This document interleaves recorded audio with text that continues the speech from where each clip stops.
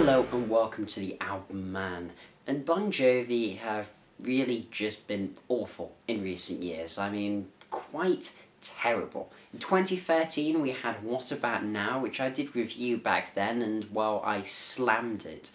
It just seems that Bon Jovi in the 2000s have turned into a soft rock, country-tinged, uber-commercial, adult contemporary pop act. Yeah, pop. I mean, sure, in their past, in their prime, they almost bordered on hair metal, with their infectious choruses and Sam Borger's near-metal riffage, the climactic finales and the beauty of their power ballads. And Bon Jovi are just a prime example of a band that have really fallen from grace in the rock world. A song like Living on a Prayer is a song that a hardcore Metallica fan can sing along to, and so can a Madonna fan. They managed to bridge the gap between the metal world and the pop world in just a brilliant way, but now they're a joke. And particularly after Richie Sambore's party in 2013, I had basically given up on them. So what about Burning Bridges? Well, Burning Bridges kind of caught me by surprise. I really wasn't expecting this one. I only found out about it about a week before it was coming out. This is apparently released as a fan album. Yeah, a fan album to bridge the gap before Bon Jovi's next proper album in 2016. So what the hell does a fan album mean? Well, it seems to me that this is a collection of reworked outtakes and demos, songs that didn't make the cut. Well, not songs in the 80s and 90s didn't make the cut, no. Songs in the 2000s that didn't make the pretty awful albums we've had. So these are songs that couldn't even make it onto What About Now or The Circle. Oh my god. But before the Bon Jovi hardcore dedicated fans burn my house to the ground, why don't you listen to how enthusiastic Jon Bon Jovi himself is about this project?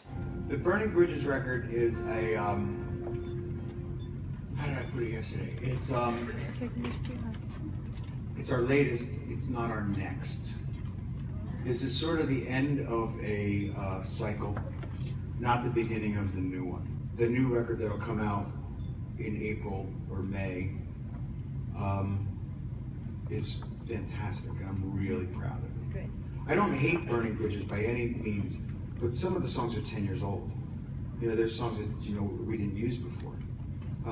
And so We Don't Run is a new one, but Saturday Night Gave Me Sunday Morning is probably, I don't know, 8 or 10 years old. Wow, great song. Yeah. But it's okay. It wasn't good enough to make a record at that time. But it's cool, you know, I'm glad we did it. It's the end of an era. I probably can't tell you much more than that. Yeah, he doesn't even seem to care about it. It seems it's just being released for the sake of it, maybe due to record company pressure, or Jon Bon being a shill. Who knows, but either way, on the surface this appears to be kind of anti-consumer and money-grubbing. But we've got to give it a chance. We've got to look at the music and see if maybe this is more like Bruce Springsteen's High Hopes, and is a surprisingly decent collection. And you know what? The opener, A Teardrop in the Sea, is actually great. I'm not even being sarcastic here. This is one of the best things I've heard from the band in decades, maybe. It's a beautiful song with an ever-present pulsating bass line providing the driving force. Bon Jovi himself is delivering just this anguished, tortured ballad with a power and momentum just not seen in the band for eons, instead of plodding along in a sort of a country-tinned, slow style. This really goes for it. It feels this track as if he actually still cares about making music. The lead guitar, I presume, is from Phil X, who I know has been touring with them, but details are really kind of sketchy on who played this. The aesthetic of the album is very much going for a bootleg type feel. The lead guitar is a rather great fit for this song, adding a fuzzy break to the song and this sort of compact but tight solo, and otherwise just generally washing over, helping to create the poetic and tense atmosphere that really did take me aback. So after that, what other curveballs do they throw? Do we get a return to their roots? Let's take a look at the rock songs, the hard-hitting riffage, and see if Bon Jovi are back. But wait a second, this album doesn't have any rock songs, really. This album is just ballads for days, a plethora of ballads spewed over the album. I mean, if we want to stretch the definition of rock song, we could say, well, what about I'm Your Man? And this is the hardest hitting song, but don't be expecting Living on a Prayer anytime soon. And what a competent, mid-paced rocker, it's hardly the electrifying kick that this album begs for, it's hardly taking it into fifth gear, even with its kind of core use of wah-wah.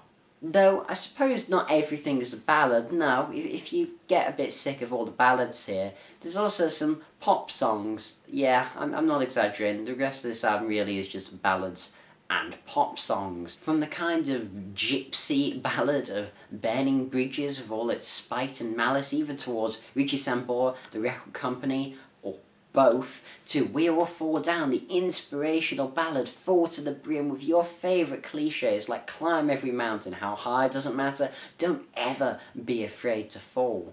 Blind Loves is the angsty piano ballad of the album. And Life is Beautiful, that's just the acoustic, slightly up-tempo, let's throw some drums on this ballad song. This album is fucking Joseph's Technicolor coat of ballads. Here John Bon wears every bloody stereotype of ballad in the book on the album without so much of a smirk or tongue-in-cheek, but with a stare saying, give me your cold hard cash or I effortlessly churn out bullshit. Oh, but the single We Don't Run goes a step further. This pop song is just generic and cliche to the point of hilarity. If Weird Al Yankovic was going to write a parody of modern Bon Jovi, it would probably sound something like this, apart from it would be far funnier. This is just surely a parody, please. But no, this is actually a new song written for the album, drenched in pop reduction, throwing audio fidelity out of the window. A chorus which feels like it'd be more fitting for Katy Perry and vocal processing on John's voice, which is actually aged rather well. Why? Why? And then Saturday night gave me Sunday morning comes around the corner. And you know how people like to say that Nickelback ripped off Bon Jovi? Well, here Bon Jovi return the favour with a complete homage to Nickelback of the past 5 years. I swear I can almost hear Chad Kroger's voice in here. The vibe and the sound is uncannily Nickelback. I mean, this could just be a parody, and if so, John Bon has had me fooled, but I fear it is not. This is commercial power ballad number 1,097,000 from the band, and I have to say that while I hate everything this represents for Bon Jovi's direction, it's actually kind of catchy.